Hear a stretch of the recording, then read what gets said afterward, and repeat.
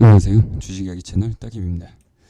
지난 영상에서 이모진 국가들 혹은 우리나라 자산 가격이 상승하기 위한 조건들을 말씀드렸는데, 요즘 같은 하락장에서 자산 가격의 바닥이 다져지는 시그널들이 뭐가 있는지, 주가가 어디까지 언제까지 내려갈지를 2000년대를 되짚어보면서 얘기 나눠볼게요. 주가의 반등이 오기 위한 조건은 사실 간단합니다. 가치가 떨어지고 있는 주식을 받아줄 만한 돈이 들어오면 되죠. 그럼 지금 상황에서 이 주가를 받쳐줄 만한 외부 자금, 즉 달러가 다시 유입이 되려면 미국 중앙은행에서 돈을 풀어주거나 자국 중심 무역 정책에서 좀 벗어나야겠죠. 그런 통화 정책의 기조가 바뀌려면 현재로선 물가가 잡혀야 가능하기 때문에 결국 물가가 잡혀야 주가 바닥이 나온다는 겁니다. 그럼 물가 지표들을 살펴봅시다. 지난번 미국 생산자 소비자 물가지수 발표 이후에 미증시가 하락하는 모습들을 볼 수 있었는데, 그 이유는 예측치보다 상회한 수치들이 나왔다는 거예요. 사실 저는 이런 부분들이 다 말장난처럼 느껴지는데, 어쨌든 물가가 쉽사리 잡힐 것 같지 않다라는 게 시장의 심리인 것이고, 결국 앞으로 연준이 매파적 스탠스를 취하겠구나라는 생각 때문에 시장에서 돈이 빠진 것 같고요. 근데 이 물가 상승률은 여전히 높은 건 알겠는데, 그래도 그 흐름을 놓고 보시면 확실히 하방 압력이 작용하고 있는 걸로 보실 수 있습니다. 지금으로선 지정학적 이슈들로 인해서 공급 문제로 인해서 물가 잡는 거 절대 쉽지 않습니다. 그 한계가 분명히 있을 거예요. 그럼에도 물가가 서서히 떨어지고 물가 상승률이 서서히 떨어지고 있다는 거죠.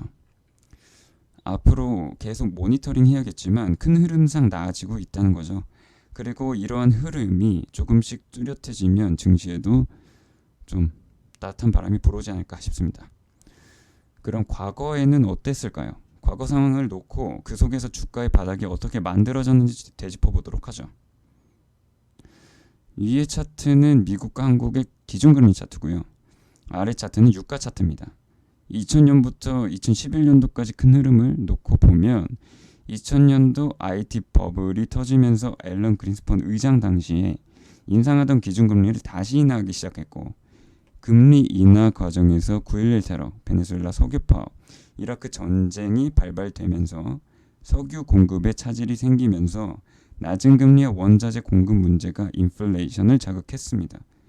치솟는 유가를 잡기 위해서 미국 연준은 2003년 6월을 기점으로 긴축통화 정책 국면으로 다시 전환되는데, 기준금리 인상함에도 불구하고 2004년부터 중국과 브라질 등의 신흥국들의 매서운 성장 때문에 수요 측 인플레이션 압력이 더욱 강해지면서 유가가 더 치솟는 현상이 나타나게 됩니다.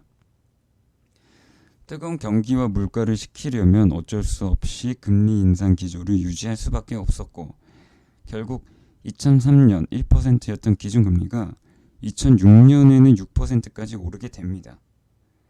이렇게 점진적으로 오르는 기준금리에도 아랑곳하지 않고 신흥국에 대한 기대심 때문에 2007년도 말까지 미국과 한국 증시는 우상한 곡선을 그리면서 성장을 하게 되고, 이 꾸준한 증시의 상승은 2008년도 서브프라임 모기지 사태를 끝으로 자산시장이 붕괴됩니다.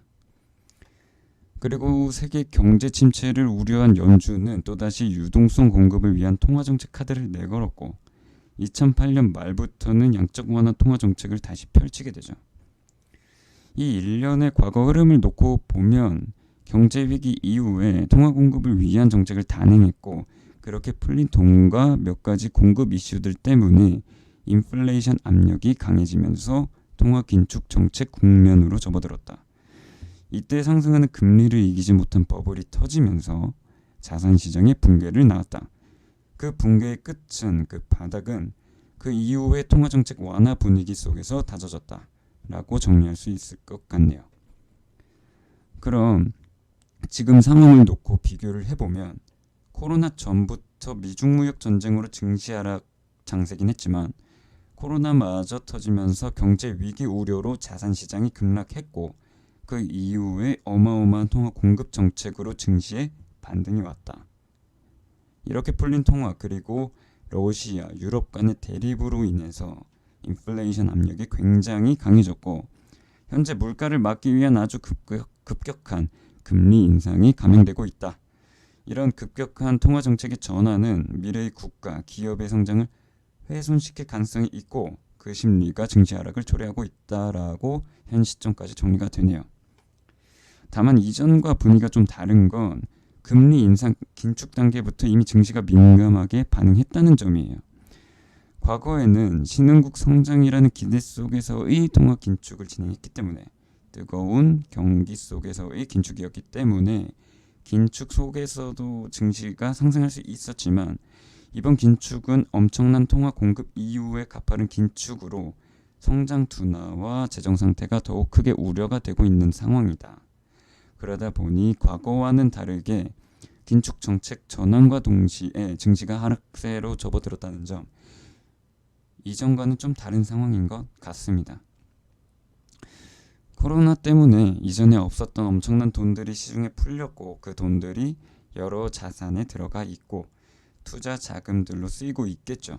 그러나 지금 그 돈들의 이자가 점점 커지기 시작하면서 국가, 기업은 투자를 줄일 수밖에 없는, 허리띠를 졸라맬 수밖에 없는 상황인 거고 2008년과 같은 버블 붕괴의 상황들이 연출될지도 좀 걱정됩니다. 어쨌든 지금 상황이 굉장히 좋지 않은 건 알겠는데 바닥 시그널이 어디서 나올지 좀 고민을 해보면 이전에 자산시장 붕괴가 되고 양적 완화 정책을 꺼내들면서 바닥이 다져지는 모습을 보여줬었는데 이번에도 바닥이 다져지는 구간 또한 세계 경제 상황을 바라보는 각국의 중앙은행들의 스탠스 변화, 그 통화 정책의 변화들 속에서 바닥이 다져지지 않을까라고 예측을 해봅니다. 어디까지 빠질 거라고 보는 건 기술적 분석으로 예측 추정 정도는 해볼 수 있지만 지금 분위기로는 크게 의미 있을 것 같지는 않고요. 연준 통화 정책의 변화들을 지속적으로 바라볼 필요가 있고 일단은 지금 상황으로선 금리 인상을 당하고 있는 상황이고 그 속도가 빠른 만큼 시장은 더 일찍, 더 빨리, 더 깊숙이 빠지고 있는 상황이다. 결국 이 투심, 이 심리를 전환시키기 위한 열쇠를 갖고 있는 건 결국엔 연준의 통화 정책 방향이고 그 정책은 현재 물가에 포커싱 되어 있기 때문에 물가 안정화 여부를 지속 확인해야 된다. 그래서 저는 이 증시의 바닥이 다른 엄청난 볼륨의 버블 붕괴 이슈 없이 물가 안정화 단계로 접어든다면 그 시점이 증시의 바닥이지 않을까라는 생각이 듭니다. 아마 러시아 우크라이나 이슈가 해결되는 징조가 좀 보이기 시작하면 공급 측 인플레이션 문제가 해소가 좀 될 거기 때문에 선제적으로 바닥이 형성될 수 있다고 보고 있고요. 이런 상황에서 좀 현 상황을 다시금 되짚어보면 현 상황은 썩 좋지는 않습니다. 이전 미국 기준금리 예측치보다 더욱 공격적인 긴축이 필요하다는 시각들이 최근 들어 힘이 더 실리는 것 같죠. 보름 전에 내년 상반기 기준 4.75% 정도까지 올릴 거라는 전망과 다르게 5%까지 보고 있는 분위기고 이러한 시각 전환은 물가가 쉽게 잡힐 것 같지 않다고 보기 때문일 거기 때문에 따라서 아직 조정 하락 구간이 좀 남아있다고 보여지고요. 장단기 금리차를 보면 보통 금리 인상 시기에 금리차가 벌어지고 그 금리차가 벌어지는 구간, 즉 금리 인상 중에 버블 붕괴로 리세션이 나타났는데 지금은 금리차가 급격히 벌어지면서 금리 인상과 동시에 증시가 하락해버리는 이전과는 다른 양상을 확실히 보이고 있습니다. 급격한 금리 인상 때문에 선제적으로 투심이 꺾여버렸고 여러 지표들이 썩 좋지 않은 상황이지만 어쨌든 물가가 서서히 잡혀나가고 있는 모습이 보이고는 있으니 물가 상황과 지정학적 이슈들을 살펴보면서 이 바닥 시그널들을 여유를 가지고 기다리시면 될 것 같아요. 이 시장이 좋지 않은 상황에서는 하루하루 변화하는 증시에 신경을 쓰기보다는 큰 흐름을 지켜보시면서 투자 전략을 짜시는 게 실질적으로도 심리적으로도 도움되실 겁니다. 현명한 투자 공부 해나가시길 바라겠습니다. 감사합니다. Sleepless nights and headaches stack, restlessness to hell and back. What's my purpose? What do I grab? A slippery surface, a heart attack.